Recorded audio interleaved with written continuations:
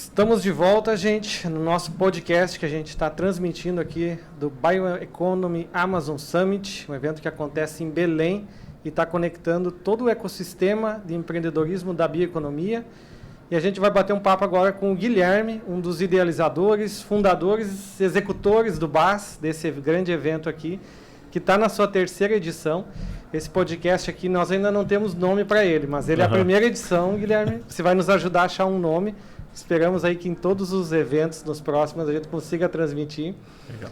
E a gente está nessa terceira edição do programa, na terceira edição do evento, né? E gostaria de saber um pouco da sua visão aí, como que foi lá atrás, né? Começar o BAS, né? Como a gente chama. E como isso se conectou na tua trajetória pessoal, né? Que eu sei que tu teve uma carreira aí também, né? Em outras áreas, né? Como o BAS se conectou nisso tudo. Legal.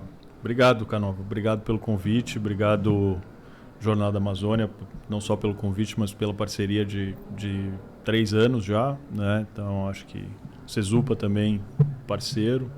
Então, obrigado a vocês. Pois é, eu sou jornalista de formação. Eu trabalhei muitos anos como repórter de economia, como alguns dos principais veículos de comunicação do Brasil, contando histórias de negócios, né? Sejam grandes negócios, sejam negócios familiares, depois, mais para o fim, quando começa o crescimento do mercado de startups, contando algumas histórias de startups também.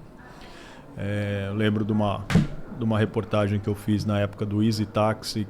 Na época eu trabalhava para a revista Exame e o título era tão novo, né, que a gente falava assim, tá todo mundo usando, mas não dá dinheiro, né? E o título era esse, assim, então era um conceito de novos negócios completamente diferente. Isso eu estou falando de 15 anos atrás, não é tanto tempo assim, mas era tudo muito incipiente. Quando eu começo a me aproximar desse ecossistema empreendedor, eu também entro na Quivo, né? Eu me torno sócio da Quivo, que é uma consultoria de inovação, que é quem está por trás, é uma das executoras do BAS, justamente para contar histórias desses empreendedores, né? De olhar para a inovação como algo que merece uma comunicação diferenciada e direcionada, para contar essas histórias, porque isso ajuda no dia a dia do empreendedor. Contar uma boa história ajuda no dia a dia do empreendedor. E a KPTL, que é outra executora do BAS, né, que a gente chama de Capital, foi um dos meus primeiros clientes também. E daí surgiu o BAS. Tá? Então, como é que surge o BAS, o Bioeconomy Amazon Summit? Ele é uma demanda de uma gestora de investimentos, no caso a KPTL, que tem um mandato para investir em negócios da bioeconomia da Amazônia, da Panamazônia. Então, isso em 2023 eles estavam articulando um fundo com outros investidores, BID, Fundo Vale, se eu não me engano, o Green Climate Fund, e eles já tinham um conhecimento, já tinham fazem gestão de recurso BNDES e outros atores de fomento. Então eles tinham mandato já tinham procurado negócios na Amazônia e já sabiam a estrutura do mercado e como tem seus desafios para fazer a alocação de investimento na região. O que não quer dizer que é uma avaliação negativa, é simplesmente uma constatação de que o ecossistema está evoluindo, né? Então a gente começou a pensar em como atrair os melhores empreendedores e trazer mais investidores para a tese. Então o BAS nasce dessa provocação, né? E aí ele foi criado a partir daí. Só que a gente já tinha uma ideia de que para fazer um evento de inovação na Amazônia, você precisa se conectar com vários atores, né? Então a gente começou essa conexão, foi aí que surgiu a primeira conexão com Jornada, e hoje são mais de 60 instituições parceiras do BAS para montar uma agenda que é uma agenda de ecossistema, com diversos atores para realmente que quem executa projetos de inovação em bioeconomia na região consiga trazer as suas agendas e a gente consiga potencializar cada vez mais o ecossistema. Então, um pouco do que um mini pitch aqui para você de como é que isso funcionou. Legal. E qual que é a tua leitura lá do primeiro ano, da primeira edição, tendo uma nova edição aqui, acho que também provavelmente maior, né? Mas bem organizada, com vários aprendizados que vocês tiveram. Essa vida de empreendedor, ela tem seus percalços, né? E cada ano a gente inventa de fazer mais coisa, toma alguns tombos, mas dá alguma ideia do que foi essa evolução. Primeira edição a gente fez em Belém também. Eram 70 empreendedores que a gente reuniu, alguns já do Sinapse. Foi um evento de um dia para 800 pessoas. Hoje ele é um evento com 130 empreendedores de toda a Amazônia Legal. São 3 dias de evento, são mais de 3 mil pessoas passando por aqui ao longo do dia. Então ele cresceu muito, né? Ele tem os seus desafios de logística, articulação, né, de seleção de negócios, e vocês participam disso, e é fundamental a participação de vocês para trazer os melhores. Mas é uma agenda que ela movimenta muita gente importante, né, nesse ecossistema. E esse é o que motiva a gente. Mas deu esse salto, e esse salto é sempre provocado. Fizemos um bom evento, a gente vai melhorar aquilo, vamos criar um produto novo, vamos criar um segmento novo dentro do BAS. Sempre essa cabeça de vamos aumentar, né? Já que a gente já está fazendo isso aqui, vamos aumentar. E o BAS, do ano passado para cá, ele virou uma empresa, né? Ele virou um CNPJ, ele passou a ter vida própria. Ele deixou de ser uma iniciativa da KPTL, da Kivo, e ele passou a ser uma empresa agora que precisa funcionar, que precisa se estabelecer e continuar no seu movimento de expansão e ganho de reputação. Então, esse é o desafio todo dia agora. Legal. E no ano passado vocês fizeram também um evento itinerante, né, do BAS, né? Isso ainda mantém agora dentro dessa nova empresa? Mantém. A ideia é fortalecer. Acho que o que é muito importante do BAS é essa conexão com todas essas iniciativas. Então, a gente está conectado com todos os SEBRAES locais, a gente está conectado com o terceiro setor, a gente está conectado com as universidades, com a iniciativa privada. Então, como é que a gente usa isso para gerar mais potência para o ecossistema, né?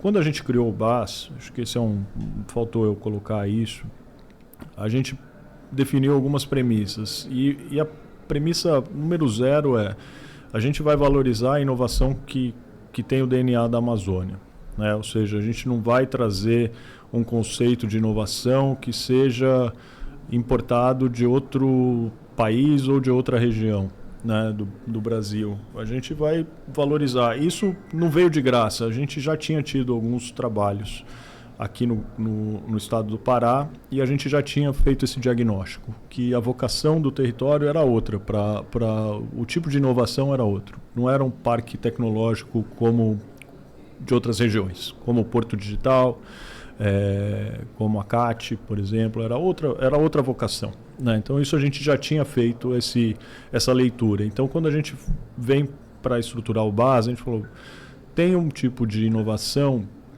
que só quem vive o território consegue pensar, né? Então, costumo dizer que poucas cidades no mundo, se é que tem alguma, lidam com um volume de água tão grande quanto Belém, né? Ou seja, Belém tem um potencial para gerar soluções para cidades resilientes muito boa, né? Ela tem potencial, né? Esse ecossistema empreendedor deve se desenvolver nesse eixo.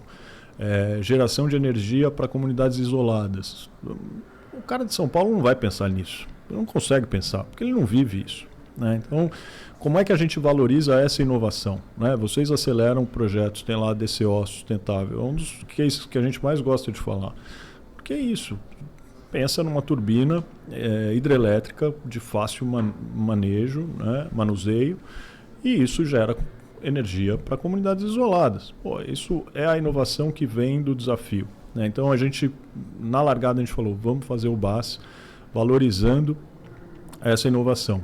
Então, hoje, quando a gente faz o BAS itinerante, a gente olha para como é que a gente conecta, identifica essa inovação junto com parceiros como Jornada, junto com o Senai, junto com as universidades, e entende qual que é a vocação de cada território, né? Então, essa é um pouco da lógica do BAS itinerante, e a nossa pretensão é repetir a dose. Ano passado foram 200 empreendedores entrevistados, mais de 150 atores conectados ao ecossistema nas capitais, a gente sabe que isso está muito distante de ser um retrato do que é o ecossistema de cada estado. Tem que ir para o interior, e o nosso objetivo esse ano é ir para o interior também. Sim, e o base itinerante, do ponto de vista de produto, ele já se sustenta ou ele depende do base? Ele depende, a gente ainda precisa validar os produtos para eles serem sustentáveis. A gente precisa de patrocínio. A gente é uma agenda que depende de financiador, né? A gente não vende. O base é um evento gratuito e a gente acha que é importante que ele seja gratuito para o empreendedor, para o visitante, porque a parte do desafio da bioeconomia é tornar ela palpável, né, e cada vez mais conhecida. Então a gente acha que não vale a pena cobrar ingresso para o evento. Então a gente faz tudo com captação de patrocínio. O base itinerante é uma outra forma de captar patrocínio para a gente e acaba complementando o base. Não consigo te dizer, eu acho difícil vender o base itinerante como um relatório exclusivo, mas ele pode gerar insights de consultoria, né? Esse é um caminho que a gente consegue trilhar, dependendo do público. A gente já tem parceria com a Força Tarefa dos Governadores pelo Clima e Floresta. Então, dentro o que tem que sair do base itinerante são insights para governos estaduais atualizarem suas políticas públicas em prol desse ecossistema de inovação. Isso pode ser um serviço remunerado, né? Então, isso é por onde a gente deve caminhar. Assim, como é que a gente usa essa rede e nunca deixando de lado a rede. Então, quem vai executar, quem vai participar do projeto tem que ser ator com conhecimento local. Mas a gente pode, a partir dessa capacidade de análise de diferentes realidades, pensar no que seriam essas melhores práticas para a política pública, por exemplo. Esse é um exemplo, mas como é que deve ser um serviço de financiamento para empreendedor da bioeconomia? Com essa capacidade de pesquisa e de análise geográfica, a gente consegue gerar insights para um banco, por exemplo, para um financiador da bioeconomia. E é o caminho inicial que a gente está olhando, e esse vai ser o segundo ano de operação. Vamos ver se a gente consegue começar a depender menos de patrocínio. Essa é a meta. A meta é depender menos de patrocínio. Sim, legal. E você falou aí tem 60 instituições, né, que estão orbitando esse ecossistema, né? Já dá para dizer que tem um protagonismo base, né, na bioeconomia aí, em todo o cenário. E até a gente ouve dos empreendedores como ponto de referência, né? Vamos nos encontrar no base, né? Vamos tendo esse ponto no tempo, né? Porque como a gente trabalha com aceleração remoto, né? Tá sempre em contato, mas nunca tem um momento para se aprofundar, para conhecer as pessoas de perto, e o base já está virando isso, né? Esse momento assim, né? E você fala, tem 60 instituições, né? Como é que é um pouco dessa organização de tudo isso, mais 130 empreendedores. Tem um pouco de responsabilidade dentro dessa estratégia e dessa lógica de aliança, mas ela parte da premissa de que quando a gente fala de inovação em bioeconomia, é algo que é diferente de uma inovação no setor financeiro, por exemplo. Ela envolve comunidades tradicionais, ela envolve o terceiro setor, envolve as universidades, o poder público, e a gente se propôs a fazer um evento plural que dialoga com todas essas frentes. Mas, para isso acontecer, eu preciso de especialistas na área, né? Eu não sou especialista. Como eu comecei a nossa conversa dizendo, eu sou um jornalista, eu sou um bom observador de quem são os especialistas e quais são as pautas. Eu acho que esse é o meu papel, né? Mas eu preciso do especialista. E o especialista é a Fundação CERT, junto com o Jornada da Amazônia, para identificar os melhores empreendedores. É a The Nature Conservancy para falar pelo terceiro setor, assim como a Fundação Amazônia Sustentável faz. O SEBRAE em muitas agendas. Então, a gente busca a conexão com os especialistas conforme a demanda do tema que a gente quer. E isso acaba sendo uma gestão mais fácil, porque essas instituições, elas colocam as suas agendas dentro do BAS, a gente vai fazer o esforço de captação, né? Então eu já vou ter que fazer para 10 ou para 20, vai ser mais ou menos o mesmo esforço. Então, se eu tiver as instituições participando, eu tenho um público mais qualificado, tenho maior conexão com o ecossistema, no fim das contas o meu trabalho acaba sendo mais fácil. né? Então é muito essa cabeça que a gente está de como o BAS precisa trabalhar a serviço das instituições parceiras para ele ser relevante e também, obviamente, principalmente para o empreendedor, né? Porque se o empreendedor não tem esse sentimento que você acabou de colocar, não vai funcionar. Se eu não tenho os melhores empreendedores circulando aqui, falando que tem negócio e tal, o investidor não vem, o poder público não apoia. Então você tem a engrenagem, ela precisa andar muito azeitadinha para tudo acontecer. Eu acho que esse é o nosso melhor evento, assim. Acho que acontecer como a gente está fazendo. De conexão sul-sudeste com a Amazônia que você percebe aqui no BAS? Eu acho que não, sabe? Eu acho que tem algumas agendas que são que é importante que tenham uma marcação de posição em relação ao sul e o sudeste querendo palpitar em como deve ser feito. Eu acho que se a gente pegar a discussão sobre o que é inovação, essa é uma discussão que o sul e o sudeste não podem, aqui nessa região, não faz sentido o sudestino, né, que a gente chama, que a gente é chamado, né, no caso, não faz sentido o sudestino dizer o que é inovação e o que não é. Porque, de fato, é preciso ter humildade de entender que a inovação aqui ela é diferente. E ela tem características e uma potência muito diferente do que é um outro tipo de inovação. E, de novo, quando eu falei de como que é o ecossistema de inovação hoje, não é julgamento de valor, ela é diferente, ela tem as suas características, né? E que eu acho que é uma inovação da vida real, eu acho que ela é muito mais potente do que muitas vezes uma inovação pura e simples tecnológica, né? Eu acho que ela tem no seu DNA, ela é muito mais desafiadora e ela entrega muito mais impacto do que outro tipo de desenvolvimento tecnológico e de inovação. Mas eu não sinto essa resistência. Eu acho que tem temas onde eu não sinto. Assim, realmente eu acho que a gente sempre foi muito bem recebido. A gente faz questão de valorizar esse DNA. Eu acho que isso ajuda a essa receptividade também.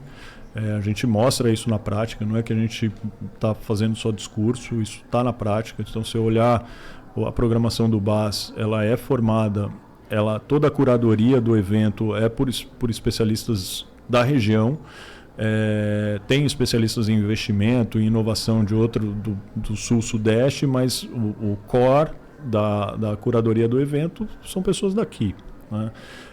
No palco, eu te diria que tem uma representatividade muito mais forte da região norte do que de outras regiões. Mas obviamente o mercado financeiro tá mais localizado em São Paulo, assim como o poder público está mais localizado em Brasília. Então você tem essas representatividades, eventualmente são maiores de determinados públicos ou não. Mas acho que a gente está indo num caminho que é de pouca resistência e mais desejo de conexão. No fim das contas, o empreendedor ele quer investimento. Então a gente precisa promover o diálogo. O que eu não deixo de concordar com o empreendedor local de que o mercado financeiro também precisa entender qual é essa inovação e como é que é esse empreendedor daqui. Não é startup, né? É outra coisa. Né? É um empreendedor da bioeconomia, é um bionegócio. Agora eu ouvi um termo novo que é a Sustentap, né? A Joana estava aqui mais cedo, acabou de usar isso. esse termo.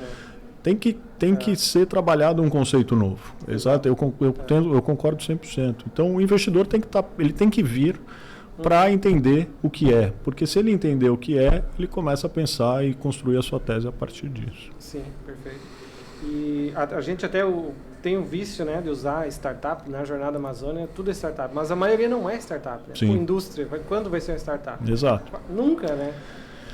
Eu acho que muitos empreendedores querem ser startup também, né? Então, assim, essa é uma discussão difícil, assim, eu não me apegaria à terminologia, assim, eu acho que cada um sabe como é, o que eu acho é que tem inovação, né? Eu acho que o que é fato tem inovação. A gente tem alguns cases, tem uma startup ou um negócio da bioeconomia chamado Wanda Pororoca, não sei se você já chegou na Wanda Pororoca.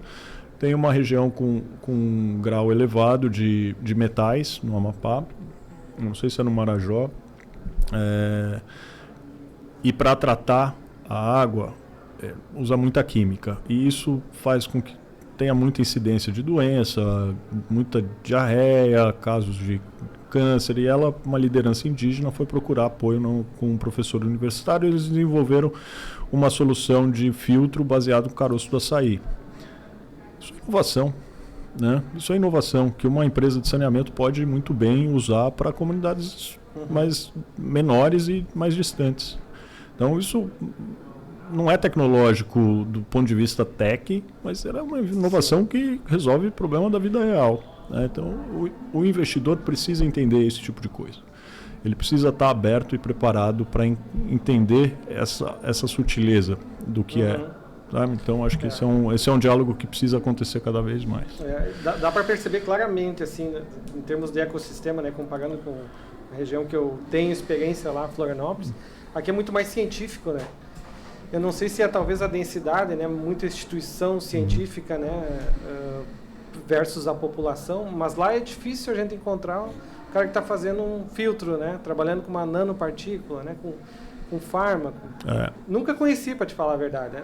Certos cases, né, que viraram grandes empresas, mas em termos de startup, é só olhando para software, né? Só olhando para fazer mais do mesmo. Né? Exatamente. E aqui a gente tem uma inovação muito mais profunda. Aqui é uma inovação que ela passa pela indústria, com certeza, porque a gente está falando de alimentos, bebidas, fármacos, cosméticos, a gente está falando de equipamentos para a cadeia da restauração, tudo isso é ligado à indústria, né? O que eu acho que para o Brasil é uma oportunidade tanto olhar para isso com carinho como um vetor de desenvolvimento não só socioeconômico, mas como um desenvolvimento de uma indústria onde o Brasil tem todo o potencial de ser protagonista. Acho que o laboratório fábrica aqui do Parque da Bioeconomia é o exemplo de que você pode gestar novas indústrias, né?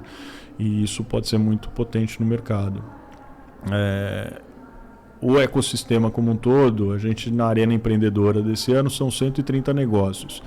Eu não fiz a conta, mas eu tenho certeza que 90% deles têm dois componentes principais: o conhecimento tradicional e a pesquisa científica aplicada. Então, a inovação, quando eu estava falando do que é a inovação daqui, ela tem essas características. Ela não é software. Ela pode ser hardware, dependendo da aplicação, mas ela é uma inovação que ela é deep science, né? Se a gente for colocar nos termos da moda, é deep science, é deep tech, ela é mais profunda. Sim. E isso deve ser cada vez mais valorizado pelos investidores, eu acho. Exato. E muda a relação, né, com um cientista, muda completamente, né, quando você vai investir, né, vai se tornar sócio de um cientista do que alguém de mercado, né, que tem a mesma linguagem. Né? Exatamente. E esses momentos aqui ajudam a balizar as coisas, né, colocar no mesmo entendimento, né, o cientista e as pessoas de mercado que estão aqui. Exato. E o BAS tem uma relação também com o corporate, né, ajuda. Você já vê algum resultado assim de conexão startup e corporações? Para valer ainda, eu vejo alguns projetos que eu acho que são importantes, né? Acho que passam pelo Jornada, acho que Carrefour, Algar, dos que eu lembro, são dois deles, Mercado Livre, não sei se faz parte do Jornada, mas acho que tem uma conexão grande tem tentado. Eu acho que para as corporates, o recado que eu sempre tento dar é: o caminho de investimento em inovação, ele é um caminho seguro para se conectar com a Amazônia. Esse, assim, ele tem a prerrogativa de poder errar, ele pode testar governança, testar compliance dentro das empresas, então ele tem uma flexibilidade maior dentro das grandes corporações, e ele tem impacto direto no ecossistema, que o ecossistema precisa. Então, acho que eu sempre tento incentivar as corporates que não têm uma relação direta com a Amazônia, né? Algumas têm, mas quem não tem, o caminho de investimento via inovação, ele é um caminho seguro. E é um caminho interessante porque tem um potencial enorme para pensar em embalagens, para pensar insumos, né? Então ele tem uma gama aí que pode ser explorada do ponto de vista de inovação aberta mesmo, sabe? Legal.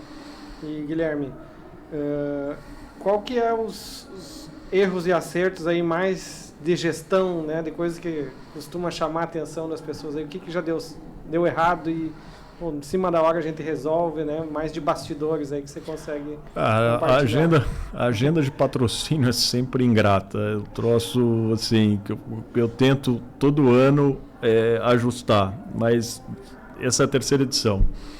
A primeira edição tinha o desafio de mostrar que a gente era um projeto que podia parar de pé. Então isso significou um tempo de convencimento muito maior para conseguir os patrocínios e conseguir viabilizar o evento. A segunda edição era num ano de COP30 e a gente estava fazendo um evento em Manaus e não em Belém. Então estava todo mundo com recurso direcionado para a COP30 e para Belém. A terceira edição, a gente enfrentou a ressaca da COP30 e pré-Copa do mundo, né? Então também a nossa captação é sempre um desafio. O meu desejo é que a captação do ano que vem seja mais fácil para a gente trabalhar ao longo desse ano. Não sei se a eleição atrapalha tanto ou não nesse caso, mas é uma das coisas. Putz, e causos, cara, tem muita coisa para contar na mesa do bar e tem bastante coisa. Assim, a gente viajou muito ano passado, né, pelas 9 capitais com um grupo grande, então isso é uma experiência transformadora e tem muita aventura, tem muita história boa, né? Muita gente boa que a gente conhece no meio do caminho. E montar um evento do tamanho do BAS, com mais de 150 palestrantes, mais de 100 empreendedores, é sempre uma aventura de improviso. Né? Sempre tem alguma coisa que dá errado, um avião que não decola. Sim. Algum palco que dá errado, acaba a luz, o gerador não funciona e aí de repente você tem que arrumar uma solução. Mas é um jeito de trabalhar também que depois que você incorpora, você começa a resolver problema e dimensionar o impacto dele ou não. Sim, mas é isso. Legal, excelente. E qual que é o futuro do BAS? Futuro BAS, Manaus, a gente volta 2027, maio provavelmente. E a ideia é manter trajetória de crescimento. Com jornada, com todo mundo engajado. Essa é a ideia. Legal. Vamos ver, agora tem essa agenda de captação aí. Excelente. Gente, bati um papo aqui com o Guilherme, um dos diretores, idealizadores do BAS, fundador, executor, né? Pau pra toda a obra, né, Guilherme? Isso aí. Obrigadão aí pelo bate-papo. Quiser fazer umas considerações finais? Não, agradecer a oportunidade e, assim, agradecer muito a parceria com Jornada nesse tempo todo. É um parceiro de primeira hora e a gente está muito feliz e Cezupa também. Então, agradecer a confiança de vocês. É isso. Obrigadão. Nós que agradecemos. Valeu. Obrigadão. Parabéns. Valeu.